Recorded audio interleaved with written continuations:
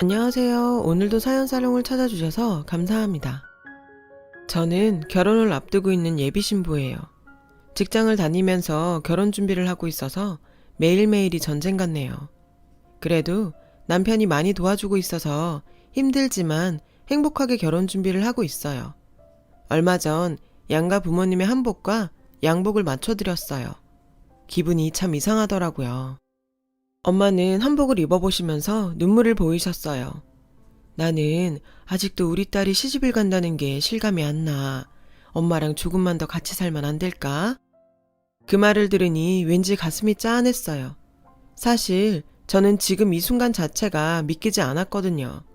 제 인생에 절대로 없을 거라고 단언했던 것들이니까요. 사랑, 결혼, 그리고 엄마, 아빠요. 제 어린 시절은 평탄하지 않았어요. 기억할 만한 예쁜 추억은 드물었죠. 사실 인간은 나쁜 걸 더 많이 기억한다고 하잖아요. 그 말대로라면 제게 행복했던 기억은 없다고 해도 과언이 아닐 거예요. 제가 가지고 있는 가장 오래된 기억 중 하나를 떠올려 보자면 그 기억은 저를 차가운 돌계단 아래 앉혀놓던 제 엄마의 모습이에요. 저의 생물학적 친엄마요. 저는 그날 친엄마 손에 버려졌어요. 지금의 제 엄마는 저를 낳지는 않았지만 친딸처럼 저를 아껴주시거든요. 저를 호적에도 올려주셨고요. 친엄마한테 버려지던 당시 저는 4살이었어요. 사실 4살이라고는 하지만 그때가 1월이었기 때문에 3살에서 벗어난 지 얼마 안 되는 나이였죠. 제 친엄마는 그런 저를 엄동설한 속에 돌계단 위에 앉혔어요. 엄마가 나중에 돈 많이 벌면 데리러 올게. 그러니까 여기서 기다리고 있어. 알았지? 엄마 얼굴 잊어버리지 말고 기다려야 해. 그 말만 남기고 저를 두고 떠났어요. 순식간에 일어난 일이라 저는 울지도 못하고 그저 앉아 있었죠. 한 20분 정도 그렇게 앉아 있었을까요? 누군가 문을 열고 나왔어요. 목사님, 여기 왜 나이가 앉아 있어요? 친엄마가 저를 버리고 간 곳은 교회에서 운영하는 보육원이었어요. 저를 발견한 선생님은 저를 데리고 안으로 들어갔고 안채에 계시던 목사님이 나와 저를 살피셨어요. 그리고는 제 옷주머니 안에서 편지를 발견했죠. 친엄마가 남긴 편지였어요. 편지에는 돈 벌고 자리 잡으면 데리러 올게요. 이름은 희수예요. 라는 말과 함께 제 생일이 적혀 있었어요.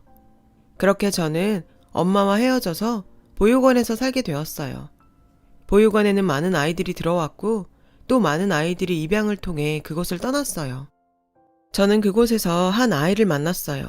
그 아이는 저랑 동갑이었고 제가 들어오기 한 달 전에 들어온 아이였죠.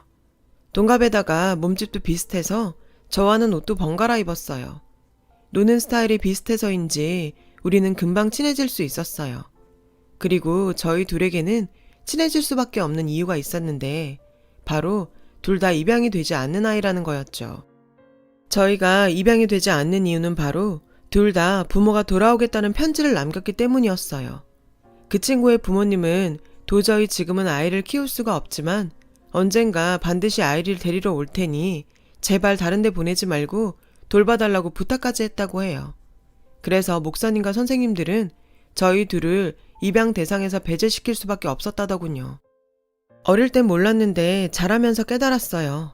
보육원에 들어오는 아이들은 길어도 1, 2년 후에 가족이 찾아와 시설을 떠난다는 걸요. 하지만 친구와 제 부모님은 여전히 연락이 없었어요. 처음에는 데리러 온다는 말을 믿었지만 시간이 갈수록 우리는 이곳에서 살다가 성인이 되어서야 나갈 수 있겠다는 생각을 하게 되었어요. 그래서 우리들은 더욱 서로를 의지하게 되었어요. 보육원 예산으로는 아이들을 유치원에 보낼 수 없어서 저와 친구는 보육원에서 선생님과 목사님한테 한글을 배우고 다른 아이들이 유치원에서 익히는 것들도 배웠어요. 둘뿐인 유치원이었지만 그래도 친구와 함께여서 행복했어요. 선생님들과 목사님, 그리고 사모님도 입양을 가지 못하고 있는 저희 둘을 특히 아껴주고 사랑해 주셨고요. 친구와 저는 초등학교 입학도 같이 했고 학교 측의 배려로 같은 반으로 입학할 수 있었어요. 목사님이 교장 선생님께 직접 연락을 해서 저희 둘의 사정을 설명하시고 특별히 부탁을 드린 것이죠. 초등학교에 들어갔다고 해도 8살은 아직 어린 나이잖아요. 그런데도 환경이 바뀌니 아이들의 생각과 사고방식도 빠르게 변하기 시작했어요. 유치원과 학교는 다르다는 걸 깨닫기 시작한 거죠. 저와 친구는 서로를 지켰어요. 힘들거나 주변에서 아픈 말을 듣고 속상한 일을 당했을 때 저희는 서로를 위로하고 옆에서 지켜주었어요. 한 번은 그런 적이 있었어요. 조별 활동을 하던 날이었어요. 친구와 저는 다른 조였는데 친구가 있는 조에서 한 아이가 친구를 가리키며 나 얘랑은 같은 조 안 해. 얘는 부모도 없고 집도 없어서 교회에 사는 애라고. 그 말에 저도 친구도 당황했어요. 친구는 얼굴이 빨개지더니 이내 눈에서 눈물을 뚝뚝 떨어뜨리기 시작했어요. 하지만 당당하게 아니라고 할 수도 없었어요. 그 아이 말대로 우리는 부모도 없고 그래서 교회에 사는 것도 맞았으니까요. 그 순간 저는 벌떡 일어났어요. 저도 지금 생각해도 어디서 그런 용기가 났는지 모르겠지만 말이에요. 아무튼 친구가 울기 시작하는 걸 보고 벌떡 일어나 친구 옆에 걸어가 섰어요. 그래, 나도 수정이랑 교회에 살아. 그게 뭐 어때서? 그리고 부모가 없다고? 우리도 부모 있어. 너는 엄마 한 명이지? 우리는 엄마 많아. 5명도 넘어. 네가 뭔데 잘 알지도 못하면서 욕해? 그리고 교회에서 사는 게 뭐가 어때서? 니네 집보다 우리가 사는 교회가 더 크거든? 잘 알지도 못하면서. 제가 소리치자 그 아이는 당황했어요. 아마 친구가 보육원 아이라는 건 듣고 저도 보육원에서 산다는 건 듣지 못한 것 같았어요. 친구는 울음을 멈추지 않았고 선생님이 진정시키고 나서야 멈췄어요. 그 일이 있고 난 다음부터 저와 친구는 쌍으로 찍혀서 아이들의 눈총을 받아야 했어요. 부모 없이 교회에 사는 애라는 딱지가 붙어서 아무도 저희와 놀아주지 않았어요. 심지어 교회에 다니는 애들마저도요. 저희 보육원은 교회와 걸어서 8분 정도 되는 거리에 있었고 저희도 일요일마다 그 교회 어린이 예배에 참여했어요. 하지만 그 일 이후엔 어른 예배에 갔어요. 초등학교를 다니는 동안 저희에게 붙은 보육원 아이 딱지는 떼어지지 않았고 그게 저와 친구가 서로를 의지하는 계기가 되었어요. 사실 아이들이 심하게 괴롭히거나 왕따를 시킨 건 아니에요. 가끔 대놓고 신경을 건드리는 경우는 있었지만 그럴 때면 제가 사납게 달려들었고 금방 꼬리를 내리더라고요. 아이들은 저희가 다른 환경에서 사는 게 보이지 않는 벽을 만드는 것 같았어요. 그래도 저희는 괜찮았어요. 서로 의지하면 됐으니까요. 친구 여러 명 두면 뭐해? 진짜 친구 한 명만 있으면 되지. 하면서 우리는 항상 붙어 다녔어요. 그렇게 초등학교 생활을 마친 우리는 같은 중학교에 진학하게 되었어요. 중학교에 가면 공부도 어려워지고 고등학교 생각도 해야 하니까 둘이서 더 열심히 해보자고 얘기했었죠. 그런데 뜻밖의 상황이 벌어진 거예요. 저는 아직도 그날이 기억나요. 중학교 입학을 앞둔 2월이었어요. 친구와 저는 선생님들이 주신 용돈을 모아서 밖에서 점심을 먹고 들어왔어요.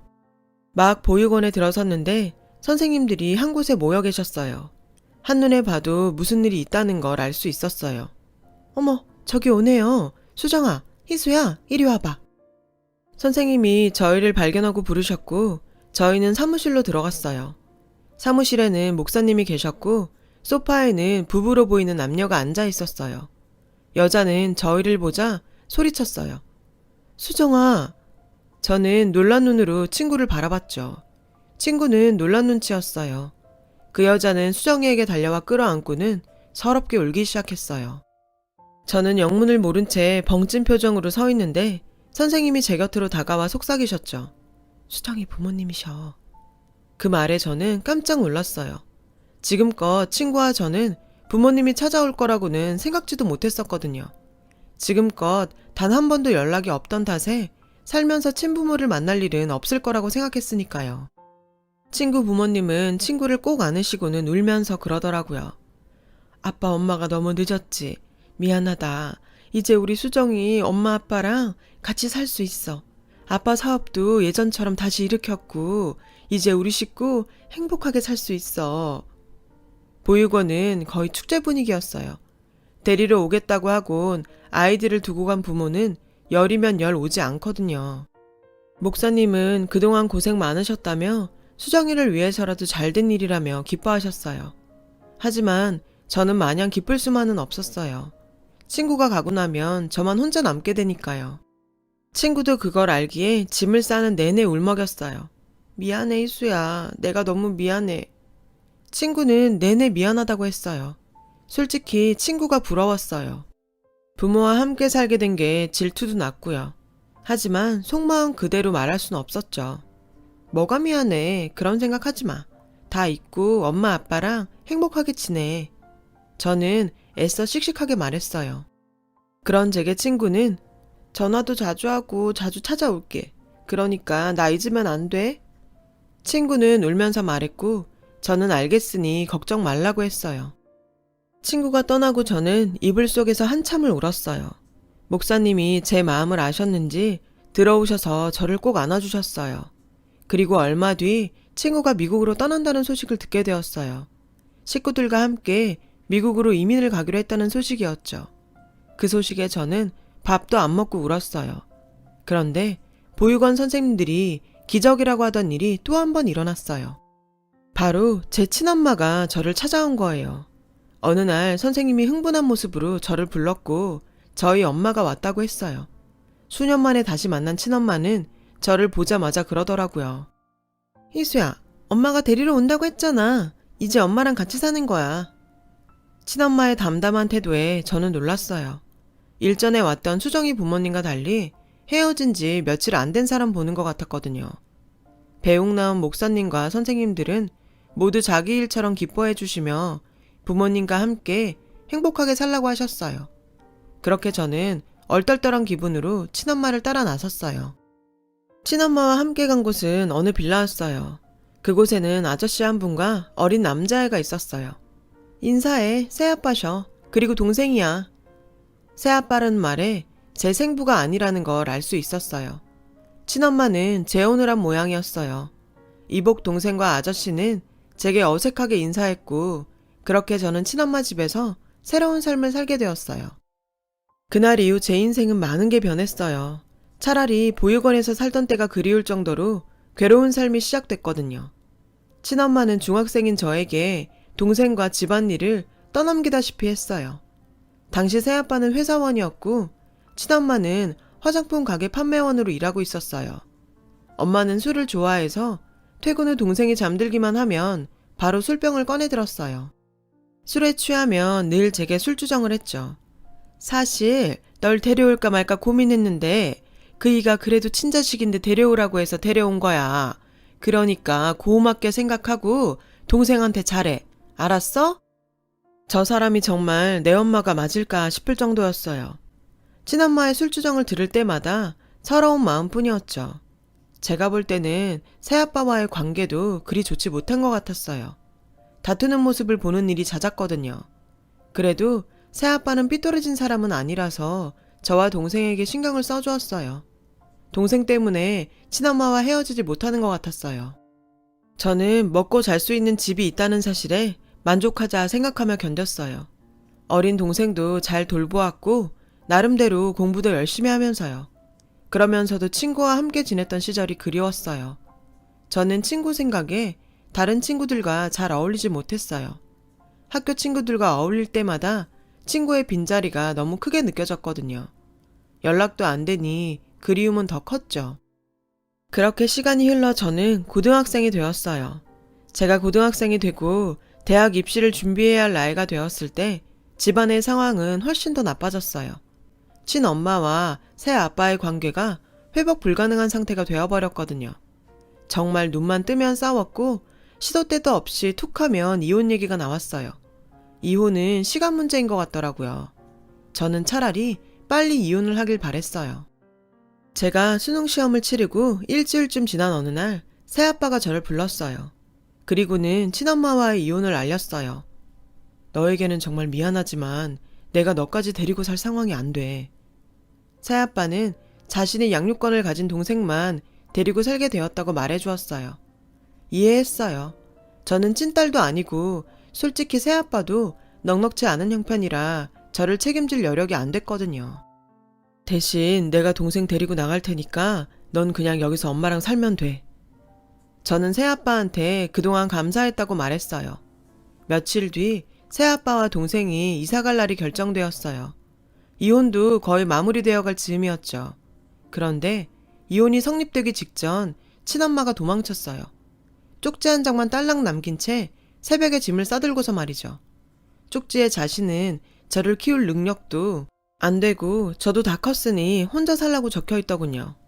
새아빠는 난감해했지만 어쨌든 이혼 절차를 마무리 지었어요. 그리고 예정대로 이사를 나갔고 저는 그 빌라에 혼자 남게 되었어요. 일찌감치 대학 진학을 포기했던 저는 아르바이트를 하던 중이었어요. 일을 마치고 텅 빈 집에 오면 무섭고 외로웠어요. 차라리 엄마의 독설이라도 있었으면 할 정도였어요. 그날도 아르바이트를 마치고 늦게 돌아와 잠을 자던 중이었어요. 그런데 이른 새벽 누군가 저희 집 문을 쾅쾅 두드리는 거예요. 그 소리에 순간 덜컥 겁이 났어요. 너무 무서웠어요. 혹시 취객이 집을 잘못 찾아온 게 아닐까 하는 생각도 들었어요. 그냥 없는 척 하려고 쥐죽은 듯 있는데 익숙한 목소리가 들리더라고요. 희수야, 희수 없니? 희수야! 보육원 선생님 목소리였어요. 겁에 질려있던 저는 번개같이 달려나가 문을 열었어요. 선생님 얼굴을 보자마자 눈물이 팍 터지더라고요. 그리곤 주저앉았죠. 긴장이 풀려서 다리에 힘이 풀렸거든요. 선생님은 저를 달래며 그러시더군요. 지금 빨리 보육원으로 가야 돼. 그 길로 저는 선생님을 따라 나섰어요. 그렇게 7년 만에 보육원을 다시 찾았죠. 보육원에는 누군가 저를 기다리고 있었어요. 중년의 여자분이셨죠. 그분은 저를 보시더니 눈물을 글썽이며 다가와 저를 끌어안으셨어요. 그런데 그 여자분이 낯설지 않은 거예요. 분명 어디서 본 것 같은데 기억이 안 나더라고요. 그때였죠. 옆에서 선생님이 그러시는 거예요. 수정이 어머니셔. 기억 안 나니? 저는 그제야 그분을 알아보았어요. 그런데 친구는 보이지 않았어요. 선생님은 저와 친구 어머니를 앉히고는 제 손을 꼭 잡고 말씀하셨어요. 희수야, 놀라지 말고 들어. 수정이가 죽었대. 너무나 기가 막힌 소식에 저는 머리를 한 대 맞은 듯한 기분이었어요. 친구의 어머니를 바라보자 울면서 고개를 끄덕이시더라고요. 교통사고였어. 라는 말을 하시면서요. 충격적인 소식에 저는 아무 말도 할 수 없었어요. 그저 눈물만 흐를 뿐이었죠. 친구 어머니는 저를 꼭 안아주셨어요. 그리고 저와 함께 흐느껴 우셨어요. 그 자리에 있던 선생님도 마찬가지였죠. 수정이가 항상 네 얘기를 했어. 너 아니었으면 못 버텼을 거라고. 수정이가 죽기 전에 남긴 말이 있어. 자기가 죽으면 희수 너를 찾아서 자기 대신에 딸처럼 키워달라더라. 수정이가 죽고 한동안 시리에 빠져 지내시던 수정이 부모님은 딸의 유언을 떠올리곤 저를 찾아오신 거였어요. 하지만 보육원 선생님을 통해 제가 엄마를 따라 보육원을 나갔다는 얘기를 들으시곤 일단 저를 만나서 수정이 부고를 전해주려고 저를 부르셨다고 하셨어요. 수정이 어머니는 제게 어떻게 지내냐고 물으셨고 저는 지금까지 있었던 일을 모두 말했어요. 고아나 다름없는 처지가 된 제 사정을 들으신 수정이 어머님은 제 손을 잡고는 그러셨어요. 나랑 같이 가자. 수정이 유언대로 내 딸이 되어서 우리랑 같이 살자. 저는 그 말을 듣고 집으로 돌아와서 며칠을 고민했어요. 아무리 친구 유언이라지만 엄연히 저와는 남남인데 그분들의 딸이 된다니 너무 염치 없는 일인 것 같았어요. 내 부모한테 버림받고 남의 부모랑 산다는 것도 말이 안 되는 것 같았고요. 게다가 친구가 죽자마자 친구 자리를 뺏는 것 같아서 더더욱 따라가겠다는 말을 꺼낼 수 없었죠. 그러면서도 한편으로는 눈 딱 감고 따라갈까 하는 생각도 했어요. 솔직히 세상에 혼자 떨어진 것처럼 큰 집에 덩그러니 혼자 사는 것도 너무 무섭고 외로웠거든요. 두 가지 생각이 다 들었죠. 하지만 친구 어머니는 저를 포기하지 않으셨어요. 틈날 때마다 찾아와서 저를 설득하셨어요. 나보다 수정이에 대한 기억을 더 많이 갖고 있는 사람이 희수 너야. 우리 서로 수정이를 기억하면서 앞으로 남은 인생 엄마랑 딸로 서로 아끼면서 살자. 수정이 목까지 그렇게 살자고. 딸 잃은 친구 엄마의 애처로운 모습에 저는 조금씩 흔들리기 시작했어요. 결국 저는 친구 부모님의 딸로 입양되는 것에 동의했어요. 그리고 수정이 어머니를 따라 미국으로 가게 되었어요. 친구 아버지도 저를 무척 반겨주셨어요. 우리 딸 희수 어서 와. 저를 끌어안으시고는 많이 우셨어요. 그 말을 듣고 저도 많이 울었어요. 그날 저는 친구가 쓰던 방에서 친구의 옷가지와 물건들, 그리고 큰 상자에 소중히 보관되어 있는 저와 친구의 사진과 추억이 담긴 물건들을 보고 밤새도록 울었어요. 처음에는 친구 부모님을 엄마 아빠라고 부르는 게 어색했어요. 하지만 두 분은 제가 편해질 때까지 기다려주셨죠. 그런 두 분 덕분에 저는 낯선 미국 생활에 조금씩 적응을 하게 되었고 더 이상 부모 없는 서름을 겪지 않아도 되었어요. 집에 오고 1년이 조금 안 돼서 저는 처음으로 엄마 아빠라고 부르게 되었어요. 두 분은 울먹이며 저를 안아주시더군요. 저는 뒤늦게 미국에서 대학을 나왔고 남편도 미국에서 만났어요. 남편은 유학생이었어요. 그래서 우리는 결혼식을 2번 하기로 했어요. 한국에서는 가족들과 하고 미국에서는 미국 친구들과 하기로 했어요. 한국에 들어왔을 때 보육원에 청첩장을 드리려고 들렀는데 선생님께서 그러시더라고요. 희수야, 너 미국 가고 너희 엄마한테 연락이 왔었어. 친엄마는 저를 다시 찾고 싶다고 했다더군요. 저는 친엄마한테 돌아갈 마음도 만날 마음도 없었어요. 소중했던 친구가 떠나며 남긴 선물 같은 가족들 덕분에 저는 지금 행복한 나날을 보내고 있어요. 그래서 친구한테 고맙고 미안해요. 이 모든 게 친구가 누려야 했던 거니까요.